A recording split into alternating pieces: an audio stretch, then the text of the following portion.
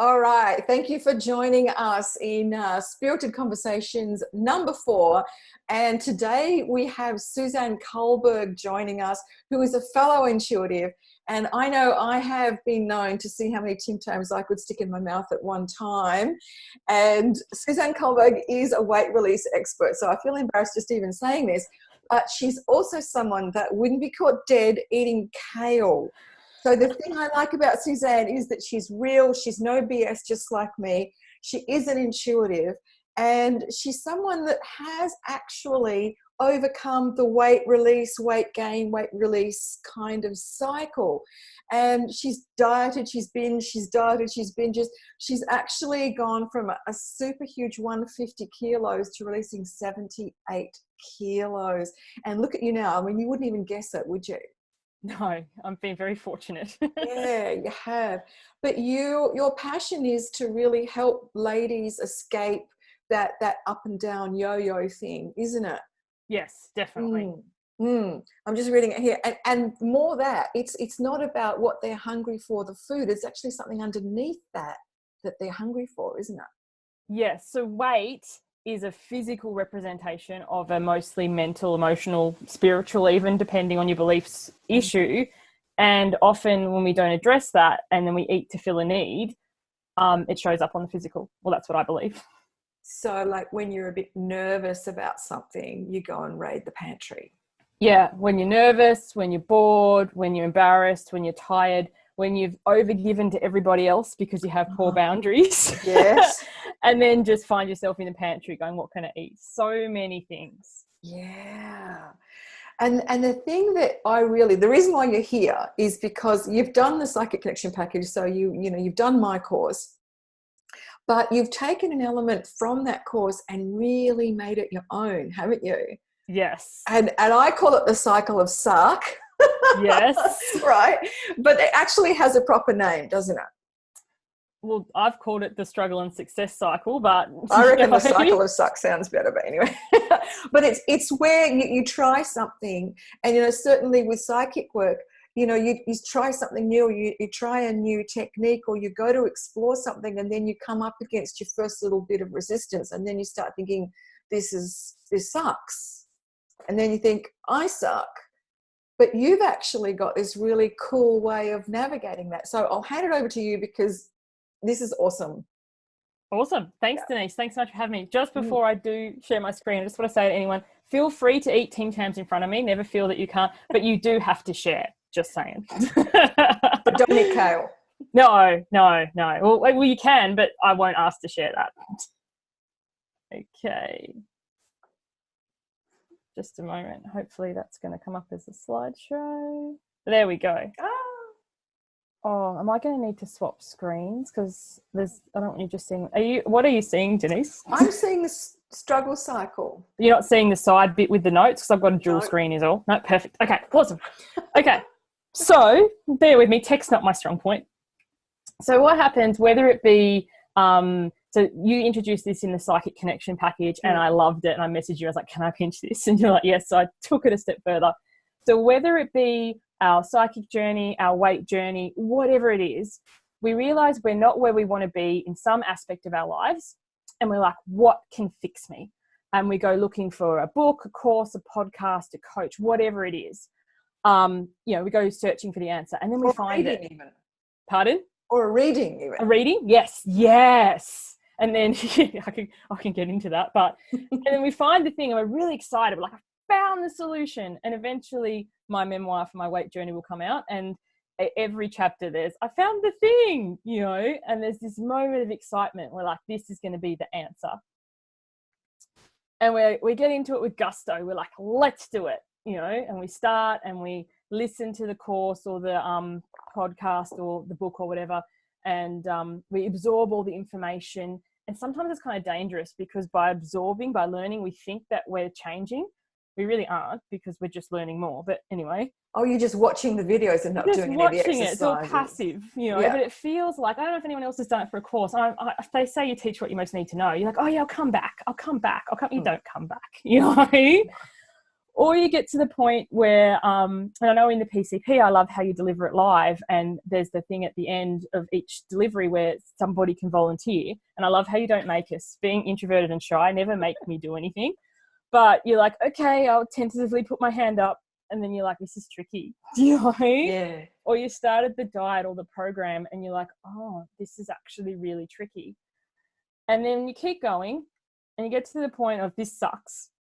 And from here, you can quit entirely and go back over to what can fix me. Or you can be like, I've invested in this. I've paid $500, $1,000, or like I've told my husband this is going to be the time. So you keep going through it, and you get to this point of I suck. And from here, most people will go back to looking for the next thing. And that's when you give up, isn't it? Yeah, that's when you head for the Tim Tams. That's when you decide that the course doesn't work, or the thing isn't what you thought it was. Yeah, because you don't want to face that. Like, who wants to face? Like, nobody. I'd never want to face my own stuff. I do, but I don't want to do it. I'd much rather eat chips and watch, Netflix. I'm on a chips thing at the moment. Usually Tim Tams is my thing.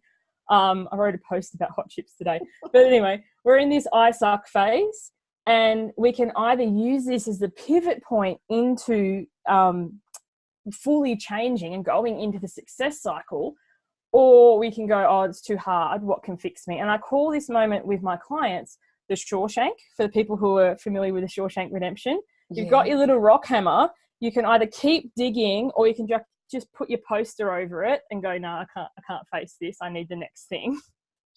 And then you go back to the next course or the next. And course. That's why we all have all these courses that we've bought and we've never finished. Gathering digital dust. If they gathered actual dust, like old books and like physical things, I hate to think how many things I have piled up on my computer.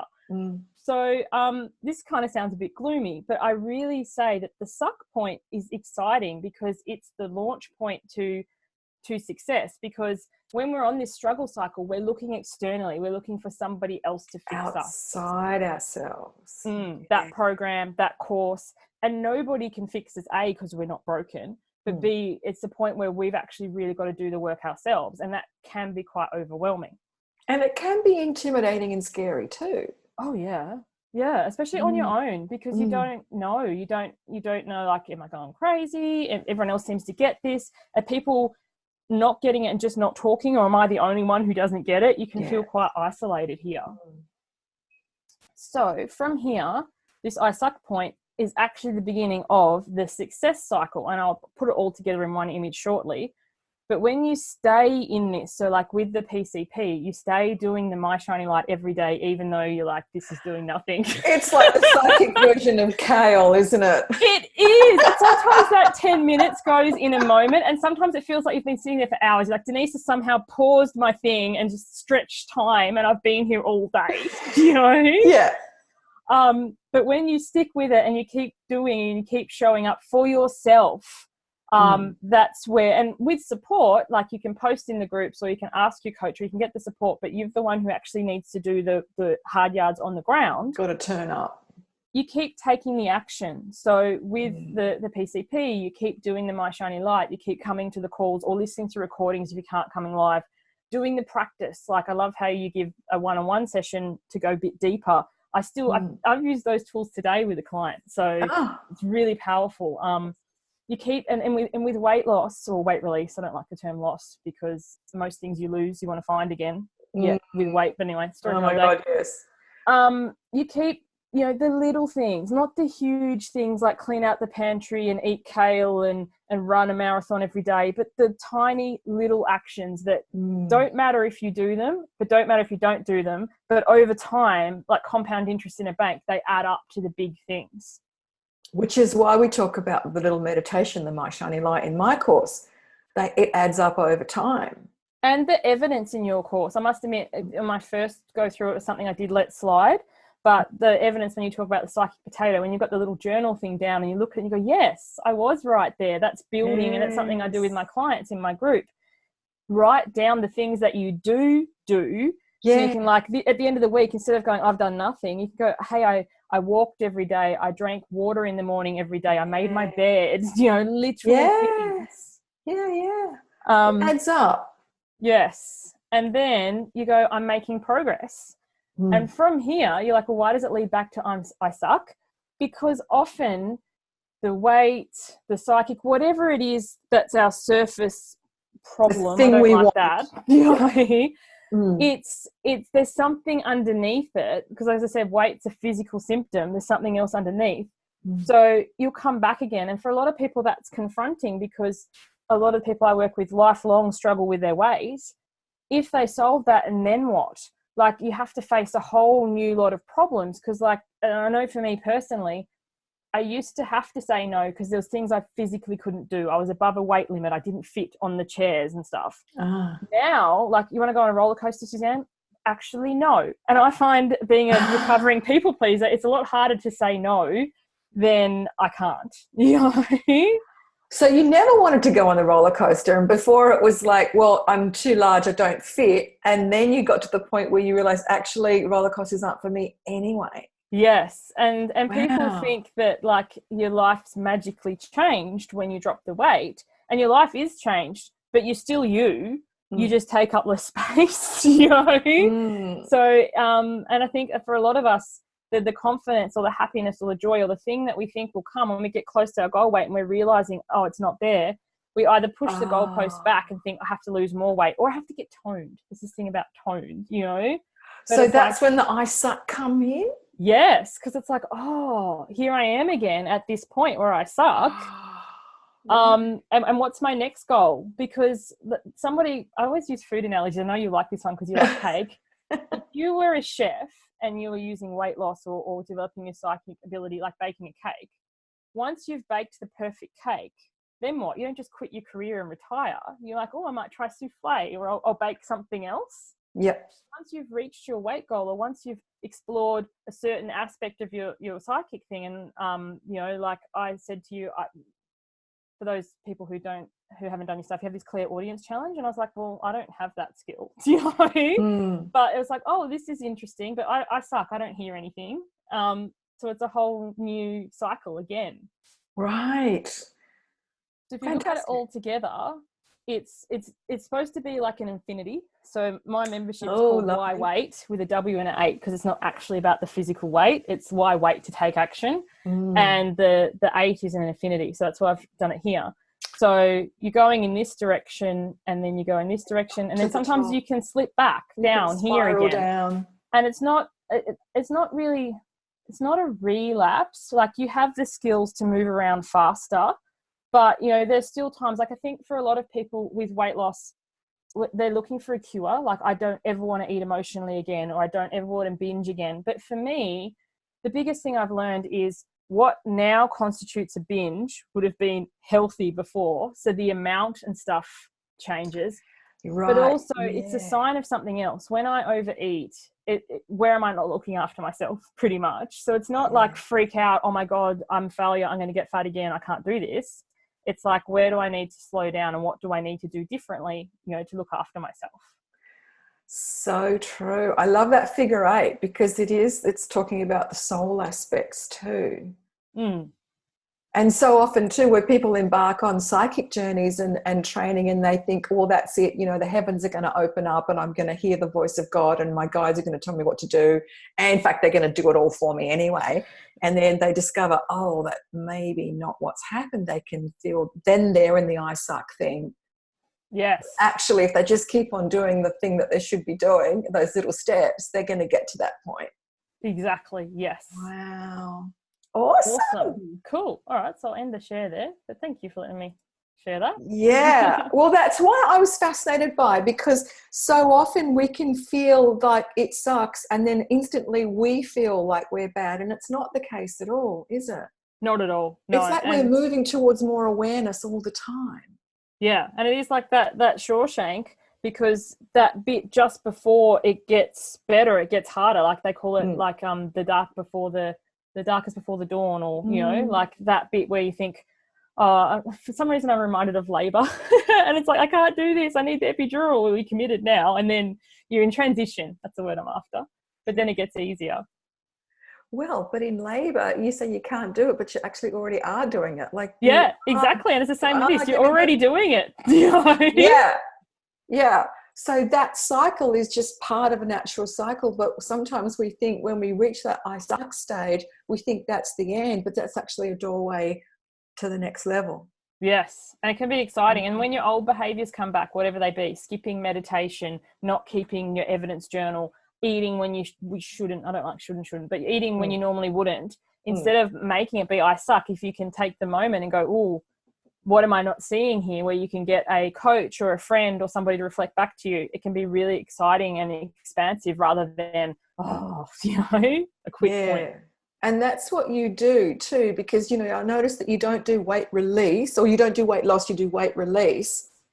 And I like your approach because you're really giving people tools that they can use for the rest of their lives. Exactly. Not like and I don't actually do weigh-ins. So the weight loss coach doesn't do weigh-ins, weight release, because it really doesn't matter. It's a snapshot in time of an inanimate object that tells you how you feel about yourself. I think that's BS.